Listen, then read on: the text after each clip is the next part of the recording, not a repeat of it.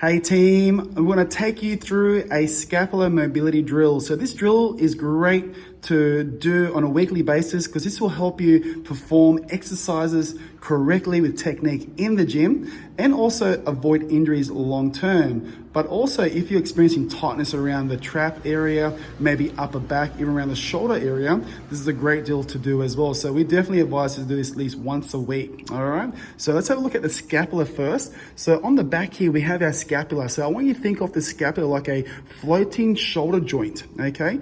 And it orientates itself on its back, okay? So now what happens is when we have a posture over time, it starts to develop like this. As you can see here, obviously Rachel's exaggerating. So some people do carry this shoulder joint like this.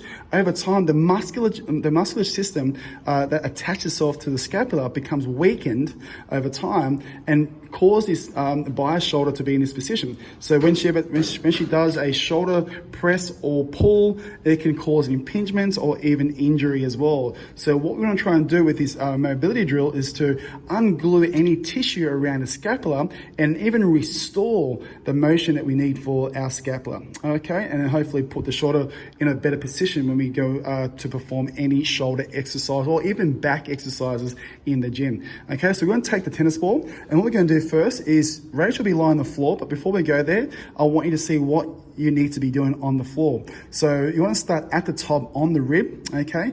And she's going to perform a movement while the ball is in that spot. And while she's moving, the whole point of this ball is to be in between the spine and the scapula, hopefully ungluing any tight tissues that will help free up the scapula. So if you're in this position here and you're experiencing an 8 to 9, maybe even 10 on a pain scale, then we want to stay there until the pain drops down to maybe a 5 or a 4, and then she'll shuffle down and find another spot. You keep working your way around the scapula, okay? So let's have a quick look on how this is going to be performed on the floor. So all you need is a tennis ball. Obviously, you can start with a tennis ball. Some guys prefer what we call a lacrosse ball that's a little bit more firmer than a ball, but let's have a look. So you'll be laying flat on your back, and you want your rib cage in a neutral position.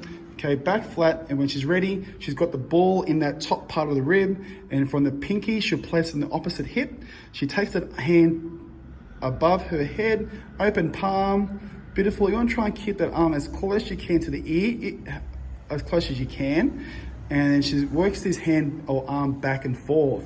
So beautiful. And the whole idea here is that you want to try and find that pain score. If it's only like a 5 or a 4 to start with, then you know not to stay there. Shuffle down and find another spot. Otherwise, if you do experience 8, 9 or 10, that's the spot we're looking for. Hang there until that pain score drops. Okay, so see that top part of the position of the hand? That's almost like a shoulder press at the top. So when we do assessments in the gym, structural balancing assessments, we can see these firsthand. If you can't get your hand while standing in line with your ear, then our advice is that you shouldn't be doing any overhead pressing, and you should be doing this, okay, with the ball until you can get that position above your head without any struggle or arching through the back, if that makes sense. Okay, so we looked at things like lateral raises where you don't have to take it above the head. So there's other ways of working the shoulder. All right, so hopefully you catch this. So you keep working it. You can take up to 3 minutes minimum to work around the scapula, and breathing. Don't forget breathing as well. While you're working around the scapula, you breathe in as you take the hand to the hip. As you take your arm above you, you breathe all the way out, drawing your rib cage down towards the floor. All right, so that's your scapular mobility drill. Take that, use that, do it once a week at least, or if you are experiencing tightness, maybe 2-3 times a week until you start to see the changes.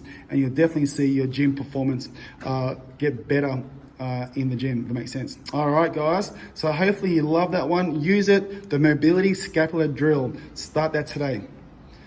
Catch you later.